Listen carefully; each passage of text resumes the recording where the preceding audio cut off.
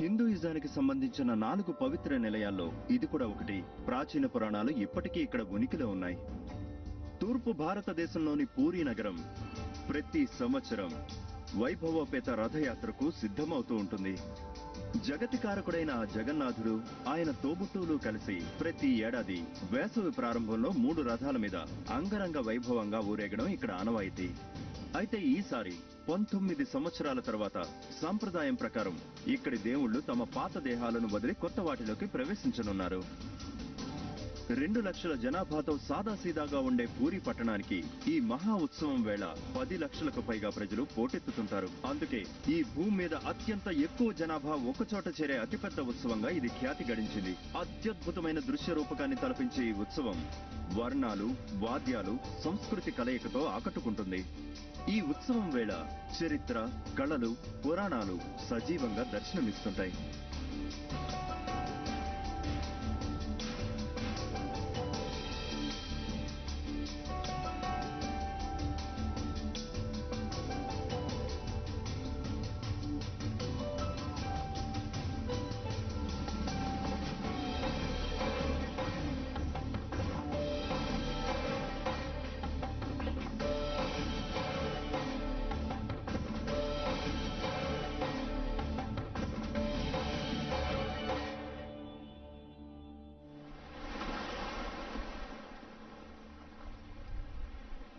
పూరీ తూర్పు భారతదేశంలో సముద్ర తీరాన వెలసిన ఒక చిన్న పట్టణం.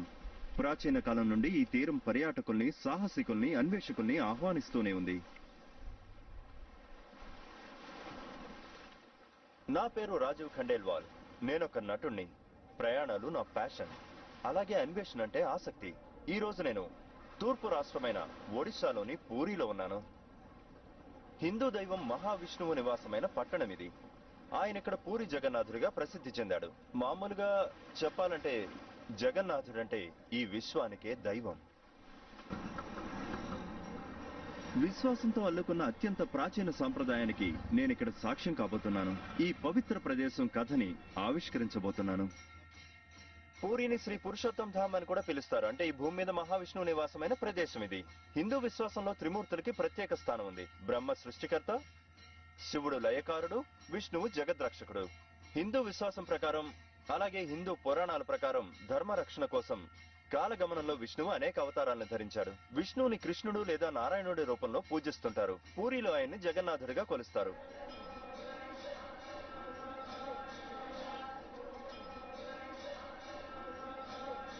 భారతదేశంలో పూరితో పాటు రామేశ్వరం, ద్వారకా, బద్రీనాథ్, వీటినే 4 ధామ్లు అంటారు. హిందూయిజంలో ఈ 4 పవిత్ర ప్రదేశాలు.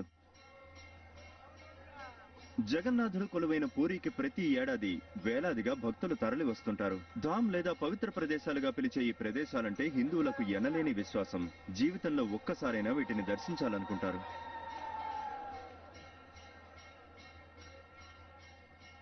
జై జగన్నాథ్. ఆ జగన్నాథుని మీద మాకు పూర్తి నమ్మకం ఉంది. ఎందుకంటే మాలో ఎవరు ఏం కోరుకున్నా వెంటనే ఆ దేవుడు తీర్చేస్తాడు. నేను ఇప్పటి వరకు దేవుడిని ఏమేమి కోరుకున్నానో అవన్నీ నాకు దేవుడు ఇచ్చాడు. ఈ దైవం పట్ల మాకున్నది అచంచలమైన విశ్వాసం. తుది శ్వాస వరకు అవిశ్వాసం కొనసాగుతుంది. భారతదేశం అనే ఆలోచన రాజకీయ నాయకులు లేదంటే రాజులు సృష్టించింది కాదు. భారతదేశ వ్యాప్తంగా పర్యటించే పర్యాటకుల సృష్టి అది. కాబట్టి ఒక పవిత్ర ప్రదేశానికో, నదీ తీరానికో, పర్వతం వద్దకో లేదంటే గుహ వద్దకో భక్తితో వెళ్లడం అనే ఆచారానికి 2000 ఏళ్ల చరిత్ర ఉంది. కాబట్టి యాత్ర అనేది హిందూయిజంలో ఒక ముఖ్యమైన అంశం. యాత్ర అనే ఆచారానికి పూరీ పట్టణంలో ఒక విశిష్టత ఉంది. ఇక్కడ దేవుళ్లు స్వయంగా ప్రతి వేసవి కాలం యాత్రకు బయలుదేరుతారు. ఈ ఆచారం ఇక్కడ చాలా ప్రసిద్ధి చెందింది. దీనిని రథయాత్ర అనే పేరుతో పిలుస్తారు.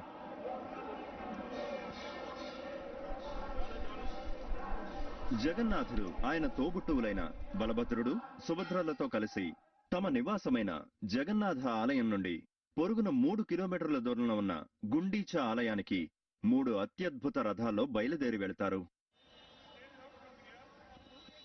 ఈ యాత్ర సమయంలో జగన్నాథుడిని దర్శించుకోవడానికి ప్రపంచం నలుమూలల నుండి వేలాది మంది పూరి చేరుకుంటారు. ఈ యాత్రలో పాల్గొంటే మోక్ష ప్రాప్తి కలుగుతుందని వారి విశ్వాసం. జగన్నాథుడి రథయాత్ర కోసం దాదాపు 2 నెలల ముందు నుండే పూరిలో ఏర్పాట్లు జోరందుకుంటాయి. బ్రిటిష్ కాలంలో సంస్థానంగా విరాజిల్లిన దగ్గరలోని దశపాలా నుండి కలప తీసుకురావడం ద్వారా రథయాత్ర సన్నాహాలు జోరందుకుంటాయి.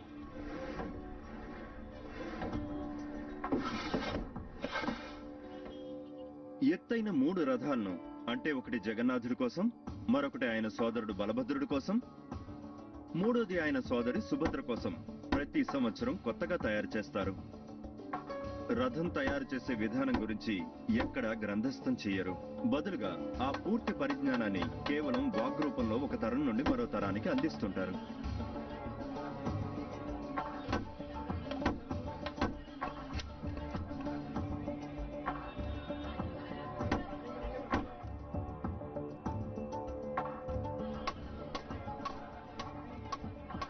ఆసక్తికర విషయం ఏంటంటే, ఇంతటి భారీ రథాల తయారీలో కలపని కొలవడానికి ఇప్పటికీ పురాతన కాలంలో లాగే జానా, మూరలను ఉపయోగిస్తుంటారు.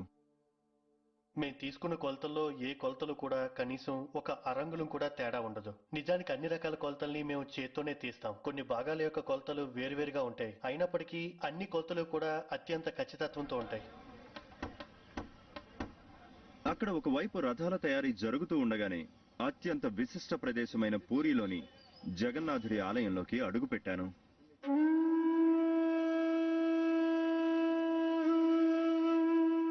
పూరిలో అత్యంత విశిష్టత కలిగిన ఆకర్షణీయత అత్యద్భుతమైన జగన్నాథుడి ఆలయం. మనం ఇప్పుడు ఇక్కడ చూస్తున్న ఈ ఆలయాన్ని 12వ శతాబ్దంలో నిర్మించడం జరిగింది. ఈ ఆలయం పూర్తిగా 4 లక్షల చదరపు అడుగుల విస్తీర్ణంలో కొలువయ్యింది. ఆలయ ప్రాకారాన్ని 22 అడుగుల ఎత్తుతో నిర్మించారు. ఇక్కడి ప్రధాన ఆలయం ఎత్తు 200 అడుగులు. అంటే ప్రఖ్యాత తాజ్ మహల్ కంటే ఈ ఆలయం ఎత్తే ఎక్కువ.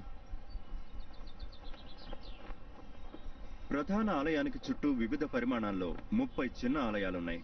ఇవన్నీ కూడా వివిధ హిందూ దేవుళ్లకు నివాసాలుగా ఉంటున్నాయి.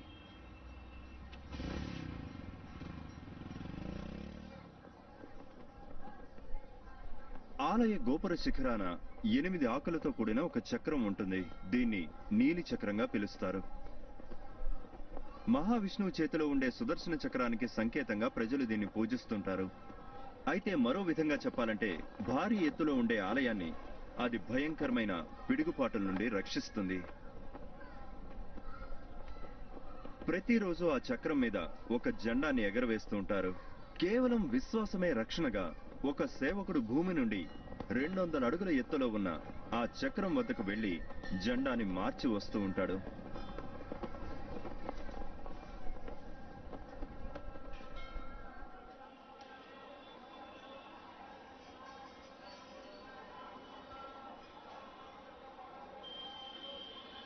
ప్రాచీన కాలం నుండి ఈ ఆలయం ఒక ముఖ్యమైన పర్యాటక కేంద్రంగా విరాజిల్లుతోంది. దేశం నలుమూలల నుండి పర్యాటకులు ఇక్కడికి వచ్చేవారు. ఏనుగుల మీద, ఒంటెల మీద, పల్లకీల్లో నడిచి వస్తుండేవారు.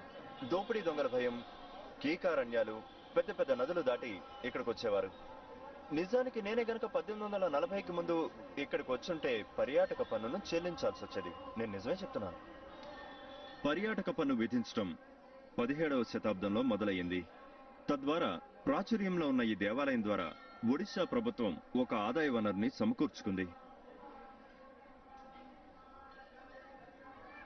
దేవాలయ పరిపాలనా విభాగం ఆదేశాల ప్రకారం కేవలం హిందువులు మాత్రమే ఈ దేవాలయంలోకి ప్రవేశించాలి. హిందూయిజంలో ఒకనొక ముఖ్యమైన అంశం స్వచ్ఛత. అంటే ఆచారపరమైన స్వచ్ఛత, అంతే తప్ప మనం ఇప్పుడు అనుకునే శుభ్రతో స్వచ్ఛతో కాదు అది. ఈ విధమైన పద్ధతి ప్రాచీన రోమ్లోను, ఇదే పద్ధతి ప్రాచీన ఈజిప్ట్లోనూ ఉండేది. ఇతరులను దూరం పెట్టడానికి మరో కారణం ఉంది. ఎందుకంటే మతపరమైన ప్రదేశాన్ని మనం పర్యాటక ప్రదేశంగా మార్చకూడదు. దేవాలయంలోకి ప్రవేశించాలంటే నిశితంగా చెక్కిన 4 భారీ ద్వారాలను దాటుకుని వెళ్ళాలి. అవి సింహద్వారం, గజద్వారం, అశ్వద్వారం, ఇక చివరిగా పులిద్వారం.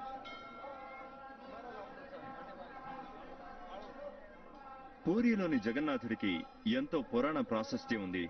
జగన్నాథుడి అవతారం వెనుక అత్యద్భుతమైన ఒక ఇతిహాసం ఉంది.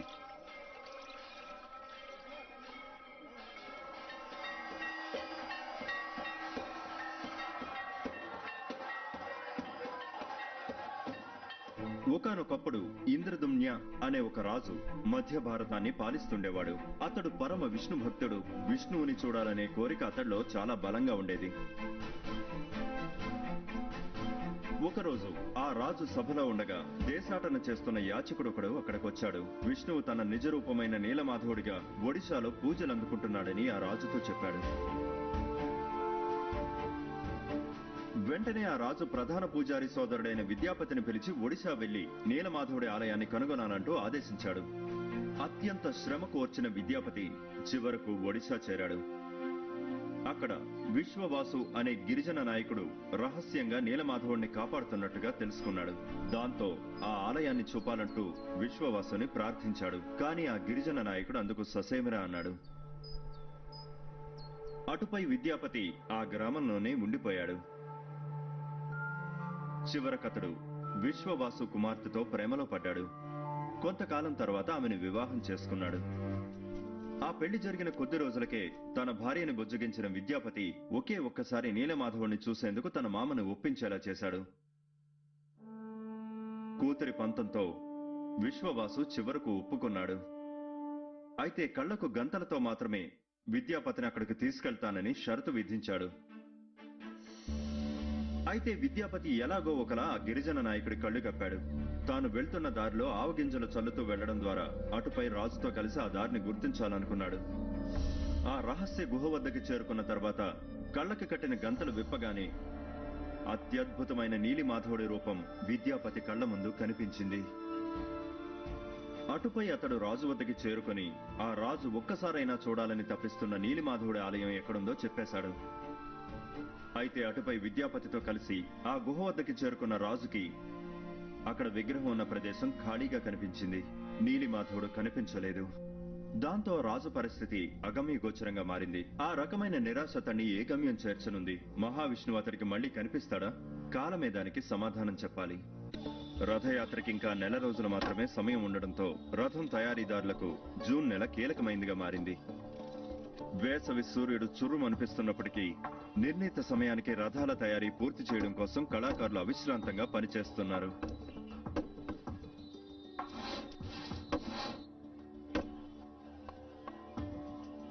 రథం పూర్తిగా తయారైన తర్వాత ఒక్కో రథం ఎత్తు 40 అడుగుల కంటే ఎక్కువగా ఉంటుంది. అంటే దాదాపు 4 అంతస్తుల భవనం ఎత్తు అన్నమాట. రథం నిర్మాణం పూర్తి కాగానే దానికి చక్రాలు బిగిస్తాం, తర్వాత స్తంభం బిగిస్తాం. నిజానికి మేము కొలతలన్నీ కూడా కింద నుండి తీసుకుంటాం.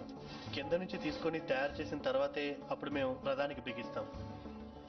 కళాకారులు ముందుగా భారీ చక్రాల తయారీతో పని ప్రారంభిస్తారు. తర్వాత యాక్సెల్ తయారు చేసి అటుపై మిగిలిన భాగాన్ని తయారు చేస్తారు.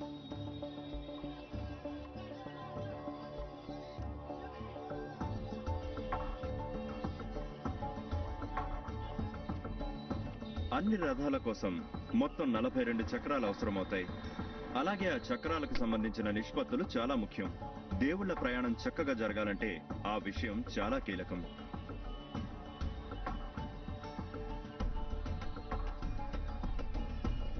మూడు వేర్వేరు బృందాలు ఒక్కో రథాన్ని తయారు చేసే పనిలో కాలంతో పోటీ పడడం ద్వారా అతి గొప్ప ఉత్సవానికి అవసరమైన భారీ నిర్మాణాలను నిర్ణీత సమయానికి పూర్తి చేస్తాయి. హిందూయిజం 2000 సంవత్సరాల క్రితం ఒక అతిపెద్ద మార్పునకు గురైంది. అది వరకు ఉండే వేదకాల వ్యవస్థ అత్యంత సంక్షిప్తంగాను కేవలం బ్రాహ్మణులకే పరిమితమై ఉండేది. కానీ అటుపై హిందూయిజం వేదకాల మార్గం నుండి పురాణ కాలానికి మారింది. పురాణ కాలంలో హిందూయిజం ప్రధానంగా 3 రకాలు అంటే శైవం, వైష్ణవం అలాగే శాక్తం రూపంలో ఉండేది. ఇక ఈ జగన్నాథుడి ఆలయం వైష్ణవ సాంప్రదాయం ప్రకారం నిర్మితమైంది. వైష్ణవం అనేది జీవితాన్ని సౌఖ్యంగా గడపడమనే తత్వాన్ని బోధిస్తుంది. కాబట్టి ఈ శాఖలో దైవం రాజులో సేవలు అందుకుంటాడు, జీవితంలోని సర్వభోగాలను అందుకుంటాడు. అంటే ఉదయం సుప్రభాత సేవ, అభిషేకం, వస్త్రాలంకరణతో పాటు రోజుకు 6 సార్లు దేవుడికి నైవేద్యము ఉంటుంది. హిందూయిజంలోని విశ్వాసం ప్రకారం శ్రీ మహావిష్ణువు ప్రతిరోజు ఈ భూమి మీదకు వస్తుంటాడు. ఆయన రామేశ్వరంలో స్నానం చేసి తర్వాత ద్వారక్కు చేరుకొని అక్కడ రాజులా తయారై ఈ భూలోకాన్ని పాలించేందుకు సిద్ధమవుతాడు. మధ్యాహ్నానికి ఆయన భోజనం కోసం పూరి చేరుకుంటాడు. ఇక్కడ భోజనం చేయాలని కేవలం మనుషులే కాదు దేవుడు కోరుకుంటాడు. ఇది ఆహారానికి ఎంతో ప్రశస్తమైన నిలయంగా చెప్పవచ్చు.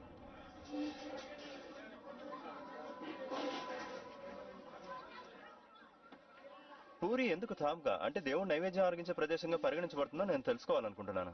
అందుకే కేవలం కొన్ని గంటల్లో వేల మందికి భోజనం వడ్డించే ఒక వంటశాలకు వెళ్లి ఆ విషయాన్ని స్వయంగా తెలుసుకోబోతున్నాను. ప్రపంచంలోని అతిపెద్ద దేవాలయ వంటశాలల్లో ఒకటైన పూరిలోని వంటశాలలో భోజనం సిద్ధం చేస్తుంటారు. 100 అడుగుల పొడవు, 150 అడుగుల వెడల్పుతో ఉండే ఈ వంటగది బయట నుండి చూస్తే కోటలాగా కనిపిస్తుంది. దేవాలయ వంటశాల ప్రధాన అధికారి నన్ను దగ్గరలోని ఒక మార్కెట్కు తీసుకువెళ్లారు. అక్కడి నుండే వంటశాలకు అవసరమైన ముడిసరుకులు తీసుకొస్తారు. కేవలం ఆ ప్రాంతంలో స్థానికంగా పండే కూరగాయలను మాత్రమే జగన్నాథుడి నైవేద్యానికి వినియోగిస్తారు. ఈ మార్కెట్ ఇక్కడ ఎప్పటి నుంచి ఉంటుంది? 1000 ఏళ్లుగా ఈ మార్కెట్ ఇక్కడే ఉంది. దీన్ని లక్ష్మీ బజార్ అంటారు. ఇక్కడ కూరగాయలన్నీ దగ్గరలోని గ్రామాల నుండి వస్తూ ఉంటాయి. బంగాళదుంపలు, టమాటాలు, కాలీఫ్లవర్, బెండ, అలాగే పచ్చిమిరప ఇలాంటివి నైవేద్యానికి ఉపయోగించరు. గుమ్మడికాయను ఉపయోగిస్తారు. అది సాంప్రదాయం కూడా. ప్రతిరోజు జగన్నాథుడికి 56 రకాల వేర్వేరు వంటకాలను నైవేద్యంగా పెడుతుంటారు. అందుకే ఇక్కడ మూల విరాటు భోజన ప్రియుడిగా ప్రసిద్ధికెక్కాడు. 1000కి పైగా కుండలు, 600 మంది వంటవాళ్లు ప్రాచీన సంప్రదాయాన్ని అనుసరిస్తూ కేవలం కట్టెల పొయ్యిల మీదే స్వామివారి నైవేద్యాన్ని సిద్ధం చేస్తుంటారు. అన్ని రకాల వంటల్ని సాంప్రదాయ కట్టెల పొయ్యి మీదే వండుతాం. ఇది ఒక విశిష్టమైన కట్టెల పొయ్యి. ఇది 3.5 అడుగులు ఎత్తుంటుంది. దీని మీద ఒకేసారి 9 నుండి 12 మట్టి కుండలు పెట్టొచ్చు. మట్టి కుండలను ఒకసారి ఉపయోగిస్తాం, తర్వాత పగలగొట్టేస్తాం. అవును, నిజంగానే ఇది దేవుళ్ళు నైవేద్యం ఆరగించే ప్రదేశం అనే భావన కలుగుతోంది. ప్రపంచంలోని అతిపెద్ద వంటశాలలో ఒకటిగా ప్రసిద్ధి చెందిన ఈ చోట 600 మంది వంటవాళ్లు ఆ దేవదేవుడి కోసం మహాప్రసాదాన్ని సిద్ధం చేస్తుంటారు. మహాప్రసాదాన్ని ముందుగా జగన్నాథుడికి నివేదిస్తారు, తర్వాత విమలాదేవికి నివేదిస్తారు. అటుపై మహాప్రసాదం భక్తుల చేతికొస్తుంది. పూరికి వచ్చే భక్తులకు అత్యంత ఆధ్యాత్మిక అనుభవాన్ని కలిగించే అంశాల్లో ఈ మహాప్రసాదం ఒకటి. ఇక్కడికి వచ్చిన భక్తులు అత్యంత భక్తి శ్రద్ధలతో ఆచరించే కార్యక్రమాల్లో ఈ ప్రసాదం ఆరగించడం కూడా ఒకటి. ఈ వంటశాల ప్రతిరోజు దాదాపు 25,000 మంది భక్తులకు అన్నప్రసాదం అందిస్తుంటుంది. అయితే రథయాత్ర సమయంలో అంతకు రెట్టింపు సంఖ్యలో భక్తులకు ఇక్కడ భోజనం వండి వారుస్తుంటారు.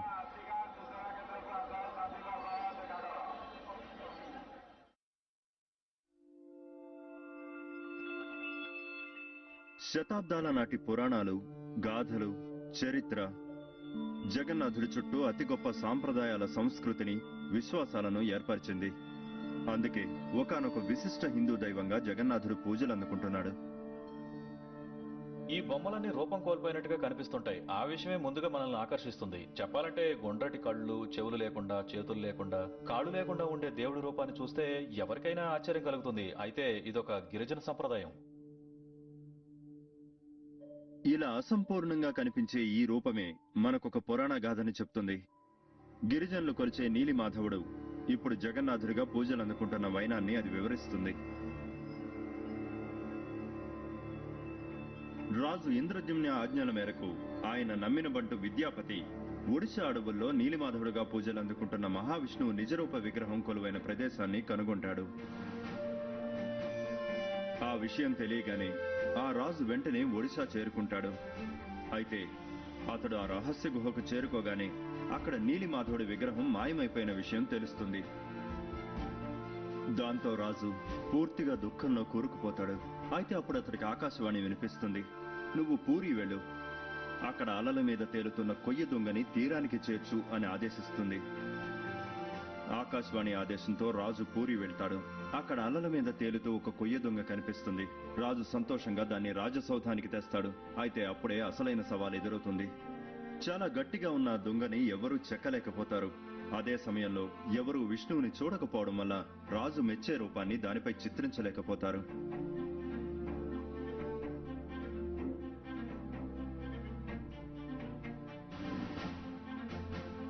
ఆ పని పూర్తి చేయడం పూర్తిగా అసాధ్యమనే పరిస్థితి తలెత్తడంతో దేవలోకపు శిల్పకారుడైన విశ్వకర్మ ఒక ముసలి వడ్రంగి రూపంలో రాజు వద్దకొస్తాడు. రాజు మెచ్చే రూపాన్ని తాను చెక్కగలనని అతడు రాజును ఒప్పిస్తాడు. అయితే 21 రోజుల పాటు తన పనికి ఎవరూ భంగం కలిగించకూడదంటూ షరతు విధిస్తాడు. రాజు అందుకు అంగీకరిస్తాడు. అటుపై 15వ రోజున ఇక ఆపై కుతూహలం దాచుకోలేకపోయిన రాణి గది తలుపు తెరవడానికి రాజును ఒప్పిస్తుంది.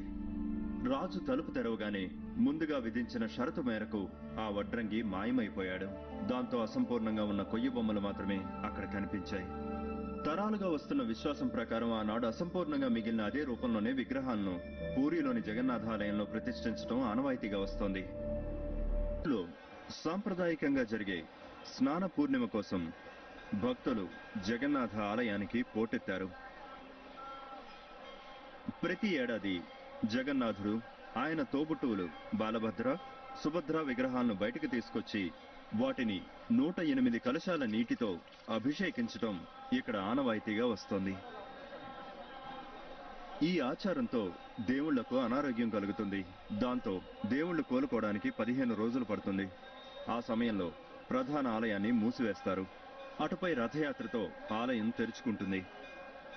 అయితే ఈ ఏడాది 45 రోజులు ఆలయం మూసుకోనుంది. దేవుళ్ళు ఆ అనారోగ్యం నుంచి కోలుకోరు. జగన్నాథుడి విషయంలో అత్యంత విచిత్రంగా అనిపించే ఒకానొక విశ్వాసం, మనుషుల్లాగే ఆయన మరణిస్తాడు.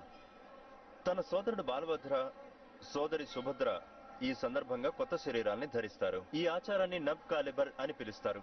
నబ్ అంటే కొత్త అని, కాలిబర్ అంటే శరీరం అని అర్థం. అంటే పాత శరీరాన్ని వదిలి కొత్త శరీరాన్ని ధరించడం అన్నమాట. ఎవరికైనా మరణం అనివార్యమని చెప్పే సందేశం ఇది. కాబట్టి అహం, గర్వం, అహంకారం, మొండి వైఖరితో జీవించటం శుద్ధ దండగ. నేను పుడుతున్నా మరణిస్తున్నా, మీరు సిద్ధంగా ఉండండి అంటూ ఇక్కడ దేవుడే చెప్తున్నాడు. సాంప్రదాయం ప్రకారం పాత కలప విగ్రహాల స్థానంలో కొత్త విగ్రహాలను ఏర్పాటు చేసే నబ్ కాలిబర్ ఉత్సవం ప్రతి 8, 12 లేదా 19 ఏళ్లకొకసారి నిర్వహిస్తుంటారు. ఈ సహస్రాబ్ది తొలి నబ్ కాలిబర్ ఉత్సవాన్ని 2015లో నిర్వహించారు. 19 సంవత్సరాల విరామం తర్వాత నిర్వహించిన ఉత్సవం ఇది. స్నాన పూర్ణిమ ముగిసిన తర్వాత కొత్త విగ్రహాల తయారీ మొదలవుతుంది. పురాణ గాథ ప్రకారం రాజు ఇంద్రదుమ్న సహనం కోల్పోవడమే కాకుండా శిల్పకారుడి పనిలో జోక్యం చేసుకున్నాడు. అయితే ప్రస్తుతం వారి పనిలో ఏ ఒక్కరూ జోక్యం చేసుకోవడం లేదు. వాళ్ళు ఏకాంతంలోనే తమ పని పూర్తి చేస్తారు. రాజు సైతం జోక్యం చేసుకోడు. ఇప్పుడు ప్రస్తుత రాజు గజపతి మహారాజ్ దివ్య సింగ్ తో మాట్లాడడం ద్వారా ఈ సంప్రదాయం గురించిన మరిన్ని విషయాలు తెలుసుకోబోతున్నాను.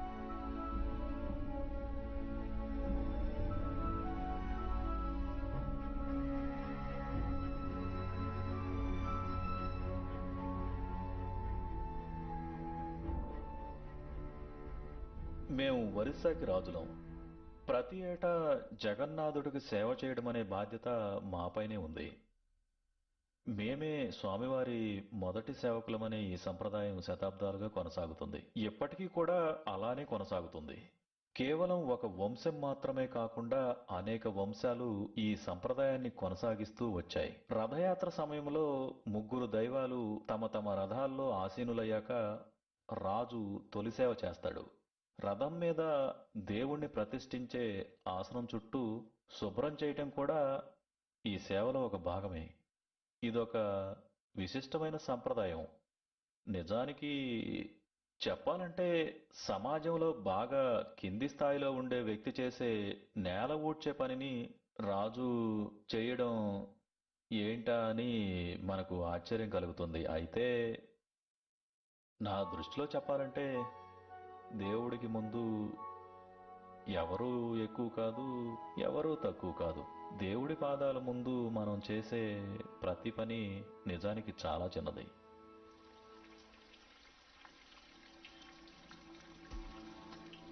రథయాత్రకి కేవలం కొద్ది రోజులే మిగిలి ఉన్న నేపథ్యంలో వేసవి తాపాన్ని తగ్గించేలా జోరుగా వర్షం కురిసింది.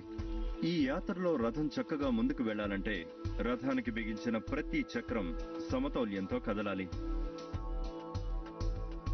రథాల తయారీదారుల పని చివరి దశకు చేరుకుంది. రథానికి తుది మెరుగులు దిద్దే పనిలో శిల్పకారులు తలమునకలుగా ఉన్నారు. రథంలోని రథసారథులు, గుర్రాల బొమ్మలు మాత్రమే ఇంకా పూర్తి కావలసిన దశలో ఉన్నాయి.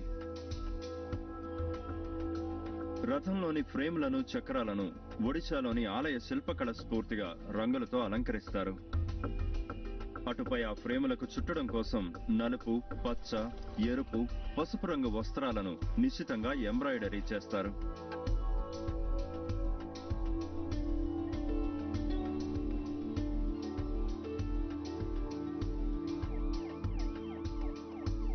2,500 మంది కానిస్టేబుళ్లు, 150 మంది ట్రాఫిక్ కానిస్టేబుళ్లను నియమించడం ద్వారా రథయాత్ర సందర్భంగా భక్తులకు భద్రత కల్పిస్తుంటారు.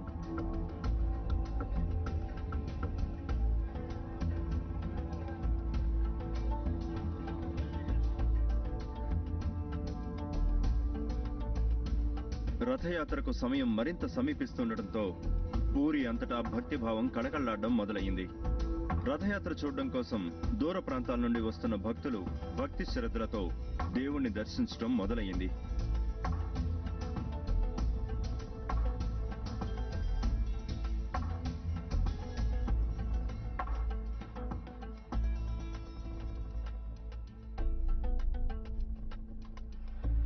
భక్తిభావం ఆ ప్రదేశమంతా వ్యాపిస్తోంది. ప్రధాన ఉత్సవానికి ఒక రోజు ముందు రథాలను వాటి నిర్ణీత ప్రదేశానికి తీసుకొస్తున్నారు. అంటే దేవాలయం ముందున్న సింహద్వారం వద్దకన్నమాట.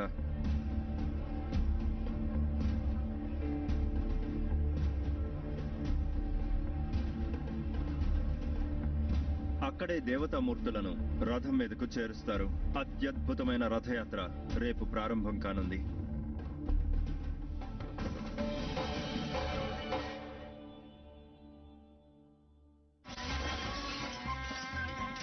మూర్తుల స్థానంలో కొత్త విగ్రహాలు అమర్చారు.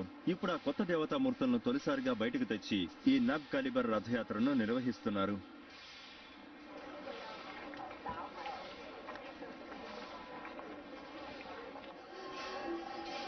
మూడు అతిపెద్ద రథాలు, 5 అంచెల భద్రతా దళాలు, దాదాపు 10,000 మంది భద్రతా సిబ్బంది, దాదాపు 164 పోలీస్ ప్లాటూన్లు, ప్రపంచం నలుమూలల నుండి వచ్చిన 15 లక్షలకు పైగా భక్తులతో మహారథయాత్ర అంగరంగ వైభవంగా ముందుకు కదలబోతోంది.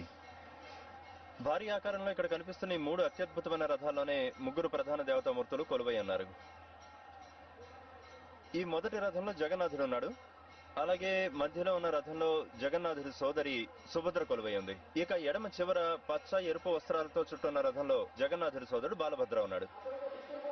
ఇదిగో ఇక్కడ నా ముందు మీరు చూస్తున్న ఈ తాళ్లతోనే ఆ 3 రథాలను లాగుతారు. నిజానికి ఇవి మామూలు తాళ్ళు కావు. భక్తులు వీటిని పరమ పవిత్రంగా భావిస్తారు.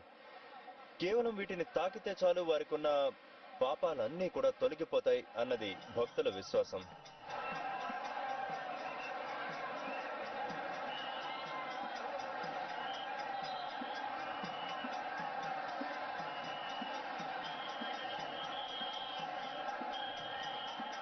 చెప్పాలంటే ఇంగ్లీష్లోని జగన్నాథ్ అనే పదం జగన్నాథ్, పూరి జగన్నాథ్ స్ఫూర్తితో వచ్చింది.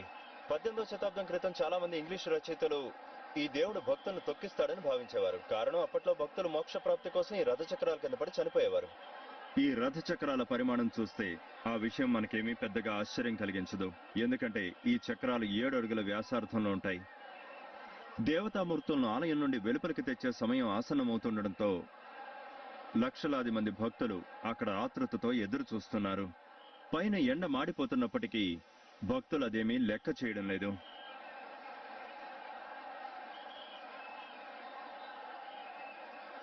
నా వెనుక మీరు చూస్తున్న ఈ జన సందోహం పూరిలో ప్రతి సంవత్సరం సర్వసాధారణమైన విషయం. ప్రతి సంవత్సరం రథయాత్రను కళ్ళారా చూడడానికి 5 నుండి 10 లక్షల మంది భక్తులు పూరికి చేరుకుంటారు. అయితే ఈ సంవత్సరం ఆ సంఖ్య 15 లక్షలకి చేరొచ్చని వీరు అంచనా వేశారు. 20వ శతాబ్దంలో 1912 నుండి చివరి వరకు 6 సార్లు నబ్ కాలిబర్ నిర్వహించారు. ఈ సహస్రాబ్దిలో 2015లో నిర్వహిస్తున్న ఈ నబ్ కాలిబర్ మొదటిది. అందుకే ఇంత ఘనంగా ఉత్సవాలు సాగుతున్నాయి.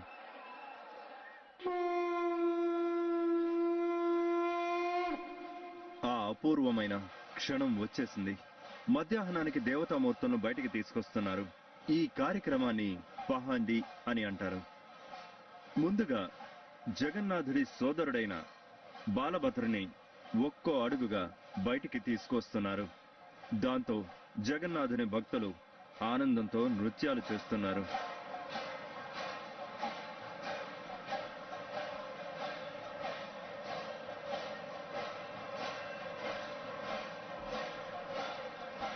బాలభద్రుని రథం మీద ప్రతిష్ఠించారు.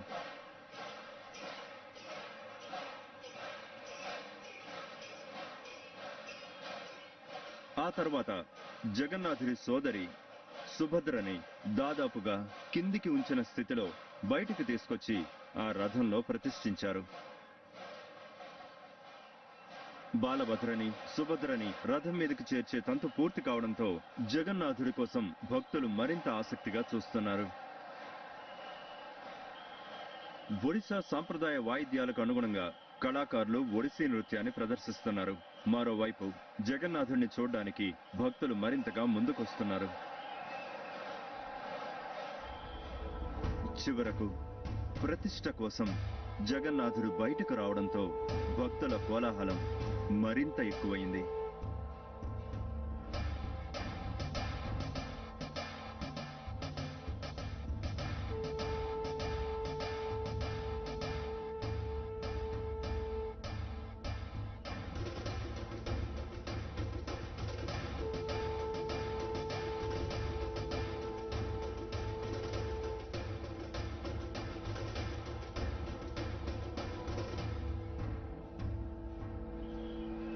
దేవతామూర్తుల ప్రతిష్ఠ పూర్తయినప్పటికీ మరో ముఖ్యమైన సాంప్రదాయం ఒకటి పూర్తి కాకుండా రథాలు ముందుకు కదలవు. షేరా పహాన్రా అనే ఆ సాంప్రదాయాన్ని రాజు నిర్వహిస్తారు. ఊరేగింపుగా రథాల వద్దకు చేరుకున్న రాజు బంగారు చీపుర్ని చేతబట్టి జగన్నాథుడి ముందు ఊడ్చే ఆచారాన్ని నిర్వహిస్తూ వస్తున్నారు. ఈ సాంప్రదాయం ఇక్కడ అనేక వందల సంవత్సరాలుగా సాగుతోంది. ఇక్కడ ఆధ్యాత్మిక సంప్రదాయాల్లో ఒకదానికి ఇది ఒక సంకేతంగా నిలుస్తోంది. 12వ శతాబ్దంలో ఒడిశాను పాలించిన చక్రవర్తులు తాము జగన్నాథుడి సేవకులమంటూ ప్రకటించారు. అందుకే ఆ సమయం నుండి వాళ్ళు ఈ ప్రదేశాన్ని ప్రతినిధులుగానే పరిపాలించారు. సమగ్రత, ఐక్యత అనే జగన్నాథ తత్వాన్ని ప్రదర్శించడమే ఈ సాంప్రదాయం వెనుక దాగి ఉన్న రహస్యం. నిజానికి చెప్పాలంటే ఈ ఉత్సవం సందర్భంగా ఇక్కడ ఎలాంటి కుల లేదా వర్గ విభేదాలు ఈ ప్రజల్లో కనిపించవు. గుర్రాలను ప్రతిష్ఠించారు. కొబ్బరి పీచుతో అల్లిన దాదాపు 250 అడుగుల పొడవు, 8 అంగుళాల మందం కలిగిన 4 అతి మందమైన తాళ్లను ఒక్కో రథానికి కట్టారు. ఇక రథయాత్ర మొదలయ్యింది. రథాలు బయలుదేరిన ఆ క్షణం అదొక అపూర్వ ఘట్టం. భారీ పరిమాణంలోని ఆ రథ చక్రాలు ముందుకు కదలగానే భక్తులు పూనకం వచ్చినట్టుగా ఊగిపోసాగారు.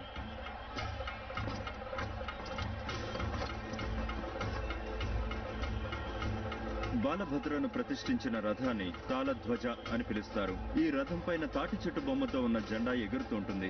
44 అడుగుల ఎత్తైన ఈ రథానికి 14 చక్రాలుంటాయి. చిన్నగా ఉండే రథం మీద సుభద్రాదేవి ఉంటుంది. ఈ రథాన్ని దర్పదాళన అని పిలుస్తారు. ఈ రథం 43 అడుగుల ఎత్తుతో ఉంటుంది. దీనికి 12 చక్రాలుంటాయి. దీనికి నలుపు, ఎరుపు వస్త్రాలు చుట్టి ఉంటాయి.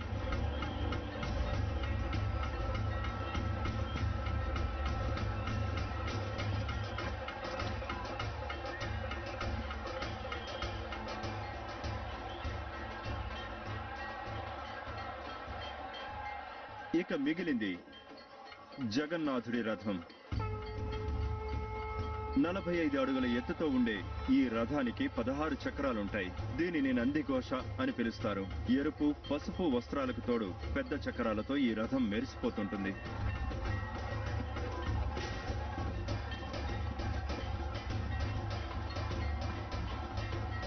రథయాత్రకు అత్యంత విశిష్టమైన చరిత్ర ఉంది.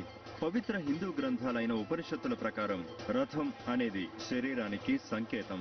అలాగే రథం ప్రయాణించే దూరం శరీరాన్ని అంతిమంగా తీసుకెళ్లే దూరానికి సంకేతం. అంటే శరీర నిర్మాణం లేదా మోక్ష స్థానాన్ని చేరే దూరం అన్నమాట.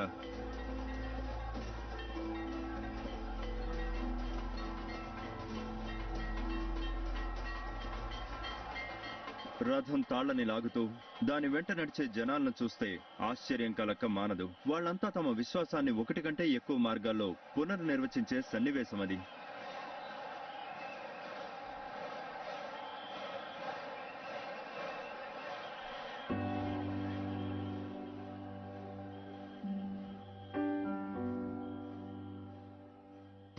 దాదాపు 5 గంటల సమయం, 3 కిలోమీటర్ల ప్రయాణం తర్వాత ఆ రథాలు చివరకు తమ గమ్యస్థానమైన గండీచా ఆలయాన్ని చేరుకున్నాయి.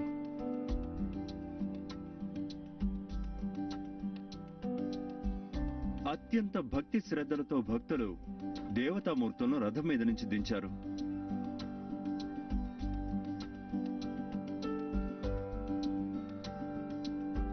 అప్పటి వరకు ఉన్న అదే ఉత్సాహంతో దేవతామూర్తులను ఆలయం లోపలికి తీసుకెళ్లారు. ఇక్కడ నుండి 7 రోజుల పాటు ఆ దేవుళ్ళు తాత్కాలికంగా బస చేస్తారు. అటుపై వాళ్ళని గండిచా ఆలయం నుండి జగన్నాథ ఆలయానికి చేరుస్తారు. ఈ మహా ఉత్సవం పూర్తయిపోయింది. ఇక నేను నా సొంత ఊరికి వెళ్ళిపోతున్నాను. నేను నాతో ఏం తీసుకెళ్ళనున్నాను? జీవితాంతం గుర్తుండే జ్ఞాపకాలు తీసుకెళ్తున్నాను. తరాలుగా వ్యాప్తిలో ఉన్న కథల్ని తీసుకువెళ్తున్నాను. శతాబ్దాల చరిత్ర కలిగిన సాంప్రదాయాల గుర్తుల్ని తీసుకువెళ్తున్నాను. లక్షల మంది విశ్వాసంలో శాశ్వతంగా ఉన్న పురాణ గాథల్ని నా వెంట తీసుకువెళ్తున్నాను. నిజంగా చెప్తున్నాను, వాటిని మన శరీరం భరించలేకపోవచ్చు, కానీ విశ్వాసం భరిస్తుంది.